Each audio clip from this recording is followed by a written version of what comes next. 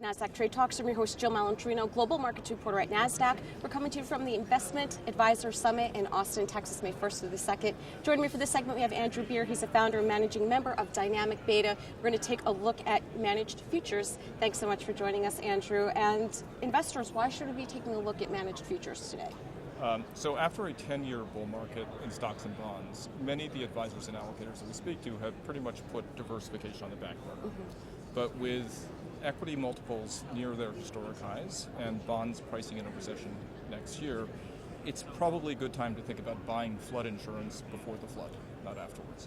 And managed futures have a very, very good track record of generating positive returns during equity bear markets. So just to put some numbers on it, back in 2008, many traditional diversifiers went down 40% or more. At the same time, the global equities went down between 40 and 50%. On the other hand, managed futures as an asset class rose nearly 20%.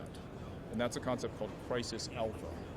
And given what's happened in the markets over the past decade and where we're likely to be over the next 4 or 5 years, it's a very, very good time for people to be re-examining the space. Why do you think such few allocators understand managed futures? So managed futures is a complicated space. Our expertise is from understanding and evaluating what the largest managed futures hedge funds do. In the case of most allocators, the issue is there's a distinction between how the asset class as a whole has done versus the experience of most investors. And the asset class itself, this comes in research that we published recently, has generated very, very, very favorable returns all the way back since 2000. In fact, over that period of time, it's outperformed equities and outperformed bonds with risk somewhere between the two. At the same time, it's had low correlation to traditional assets, and it's gone up in the worst market conditions. That's pretty much a script for what you want in a diversifier.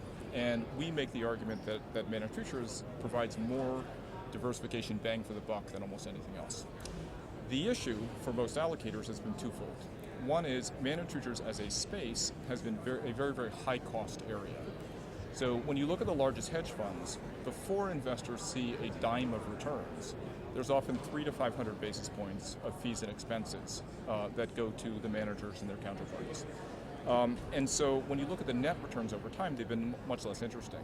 But a second issue is with single manager funds, and this has been a much bigger issue in the liquid alternative space, where a lot of allocators, when they decided to make an allocation, would pick a single fund.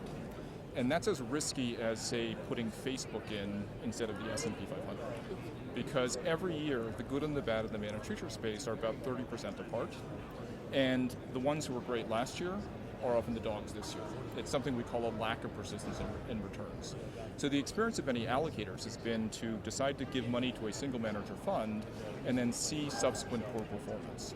And what we've seen then over the past year or so is that the two largest managed futures mutual funds have lost half their assets because they themselves are going through a 2 to 3 year protracted period of underperformance.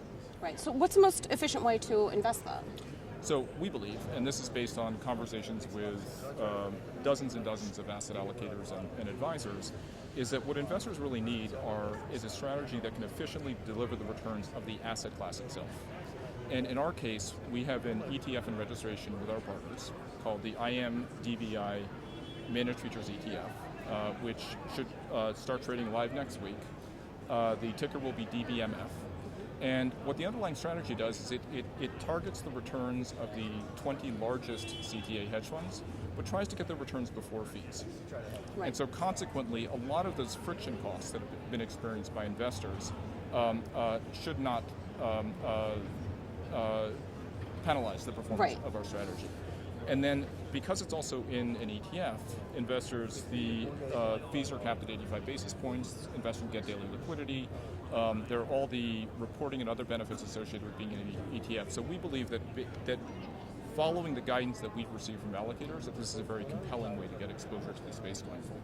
All right, Andrew, thank you so much for joining us at the Investment Advisor Summit. And thanks for joining me on Trade Talks. I'm Jill Malandrino, Global Markets Reporter at Nasdaq.